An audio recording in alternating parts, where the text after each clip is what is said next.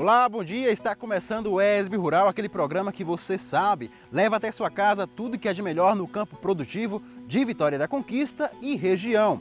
E no programa de hoje você vai saber mais sobre o El Niño, um dos responsáveis por essa mudança de temperatura na nossa cidade.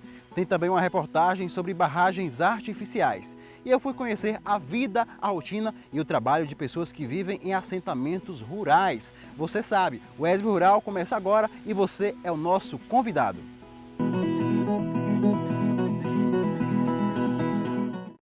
Para que os cavalos tenham bom desempenho, seja em qualquer atividade, os cascos precisam estar saudáveis. Os cuidados vão muito além do uso correto das ferraduras. O casco do cavalo, apesar de duro e resistente, é uma das partes mais sensíveis do animal. Um problema muito comum, mas difícil de ser tratado, é a rachadura, que pode infeccionar e causar dores para o cavalo andar. E é por isso que o ESB Rural veio até esse centro hípico para falar sobre o assunto.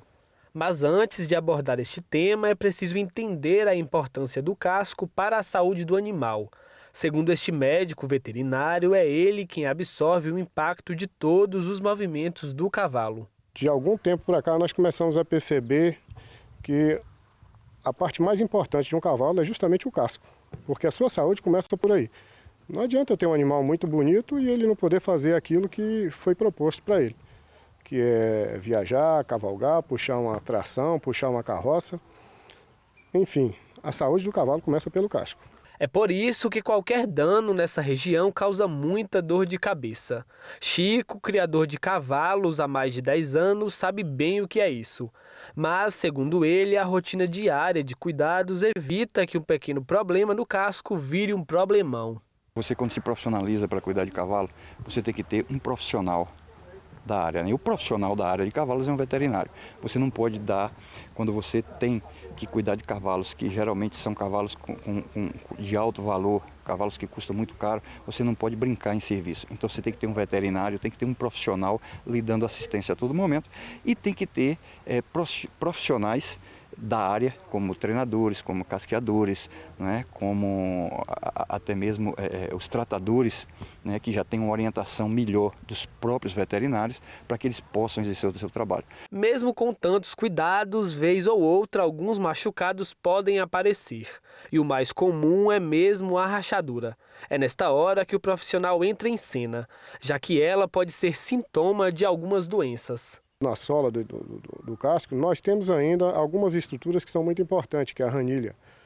E esse local é passível de acumular material em decomposição, como por exemplo esterco, restos de palhada que ficam nas baias e que esse animal pisando, e se tiver úmido, ela pode ficar nessa região. E com isso, em decomposição, você vai ter infecção bacteriana e você vai ter já um animal com problema de locomoção.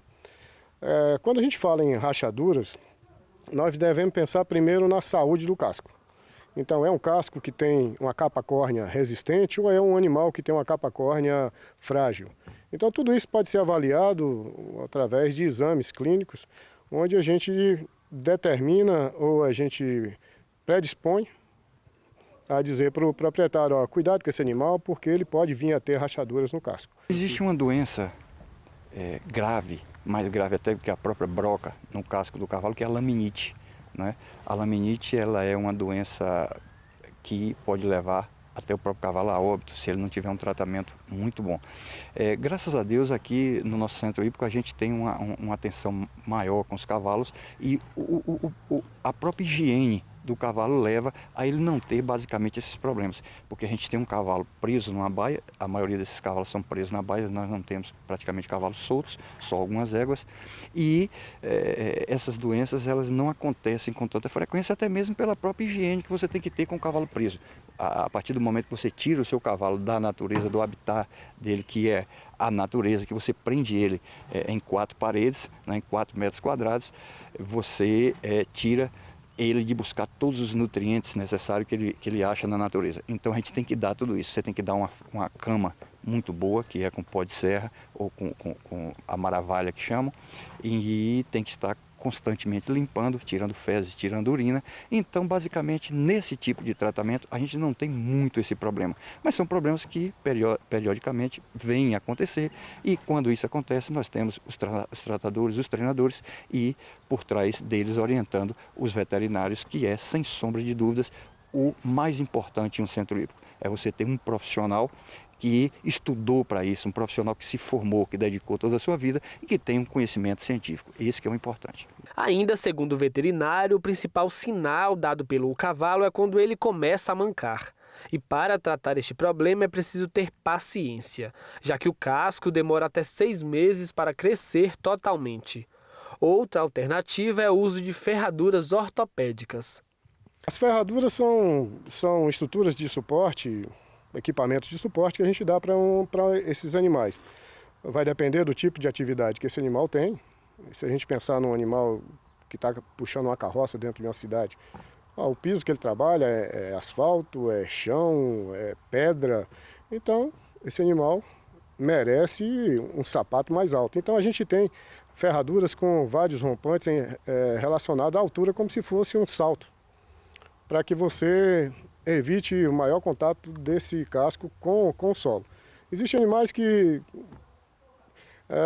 vivem em ambientes alagados. Tá? Então você tem um casco que vai ficar em contato com a água durante muito tempo, e você tem essa córnea ou essa capa córnea do casco ficando mole e predispondo esse animal a ter algumas inflamações. Então, na verdade, a ferradura é um suporte, é uma ferramenta muito interessante que nós temos para dar saúde ao casco do animal. Agora, é um detalhe: da mesma maneira que ela dá um conforto, a depender do colocar dessa ferradura, você pode causar um traumatismo, porque afinal de contas nós vamos bater um cravo ou um prego para fixar uma ferradura num casco. Então vai aí da habilidade da pessoa que se predispõe a fazer esse tipo de atividade. Tá certo, tem sim que cuidar da saúde desses animais que tanto ajudam as pessoas que trabalham no campo. Mas agora aí você de casa confere os preços de alguns produtos da região no quadro Cotações.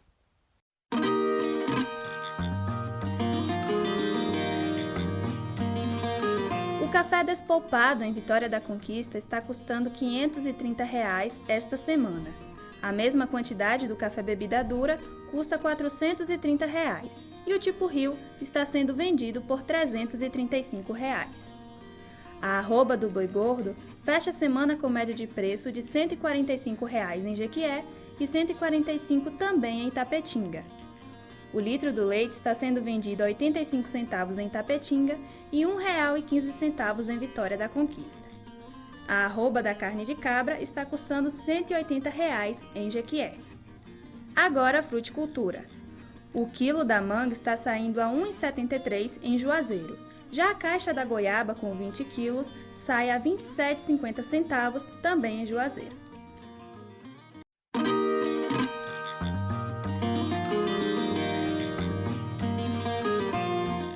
Bom, agora nós vamos a um breve intervalo, mas nós voltamos daqui a pouco para falar sobre o que é esse El Niño, um dos responsáveis por essas mudanças de temperatura aqui na nossa cidade. Nós voltamos daqui a pouco.